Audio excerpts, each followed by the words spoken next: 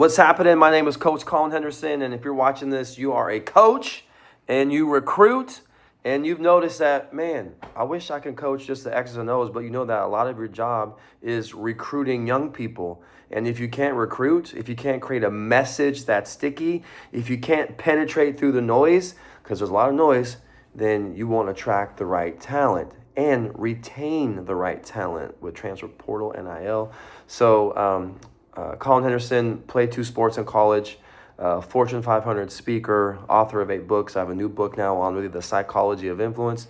So I want to give you some value today to help you organize your approach when you recruit.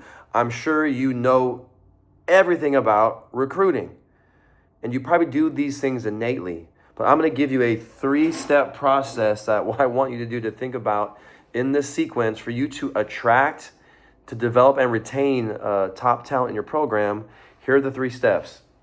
Connect, compel, and collaborate in that order. So the first thing I want you to think about, connect,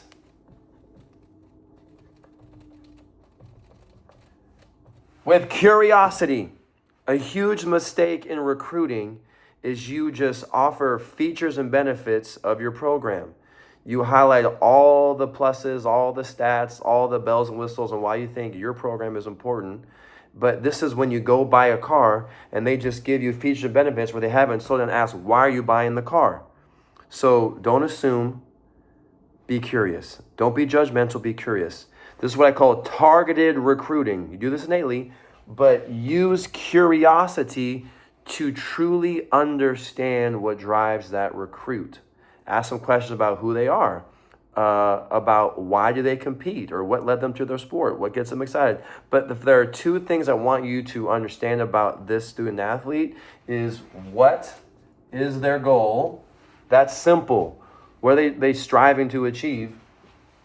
And then what challenges are they currently facing? So you want to be super clear on helping them get them goal, but you want them to see you as someone who can help them overcome their shortcomings or their challenges. And then we're going to utilize those 2 things with step number 2, which is to compel, watch this, with story. Have you ever played Mad Libs as a kid, where there's a story, but there's like nouns and adjectives up top? Then you take those nouns and adjectives and you move them into that story. I want you to have like 5 to 10 different stories, be a great story collector, and then choose the right story based on what you uncover. Social proof is a real thing. We are social creatures, and we want to be able to see other people like us having success, and that creates FOMO. But what I found in the research out of Stanford by Dr. Jennifer Ocker, when you attach a story to a statistic, look at this, it's 22 times more memorable. So when I say compel, just a feature or benefit isn't gonna work. Give a moving story that will resonate with why they compete, why they play, what their goals are, and what things they want to work on to help them achieve their goal, or what challenges they have with their game, or socially, or with their family. Facts tell, stories sell. Facts tell, stories sell. Facts tell, stories sell.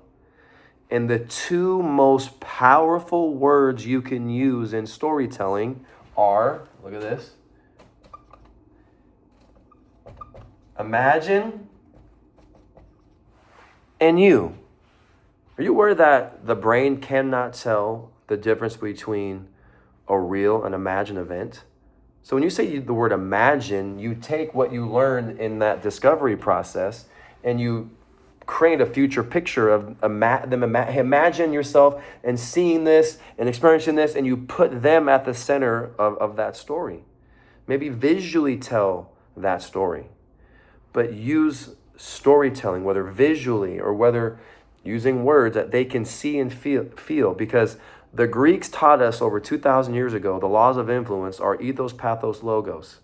Ethos is this person credible? Pathos is emotion, feeling, and logos is logic.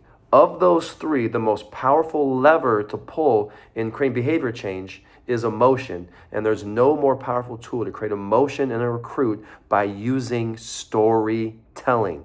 So work on those storytelling skills.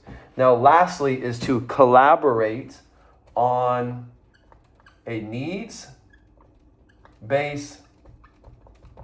solution.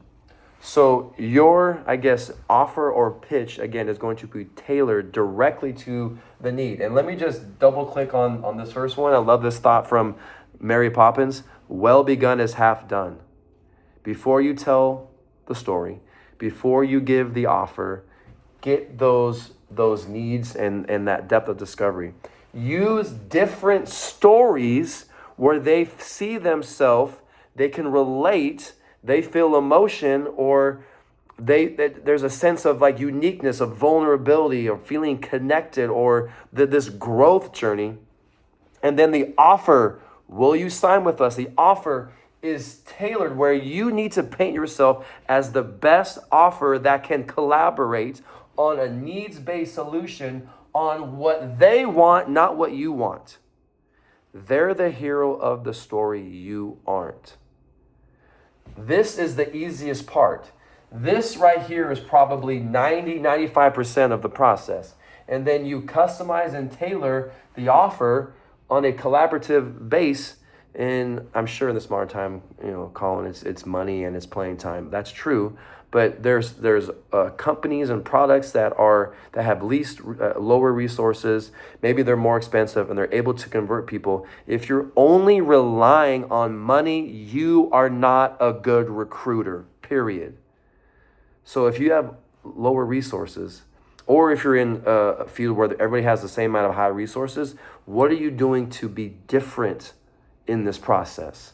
So in review, connect with curiosity. Compel, create emotion with story, and collaborate on a needs-based solution that puts the recruit in the driver's seat where they can see themselves, they can feel themselves achieving their goals at your program. And don't forget to be human. Victory goes to the vulnerable. You don't have to have all the answers. Sharing some of your flaws and mistakes and losses makes you more believable, and it gives you credibility. So good luck. Connect, compel, collaborate. We'd love to help your team and your coaching staff learn more tools on how to attract and retain better athletes. Let's go.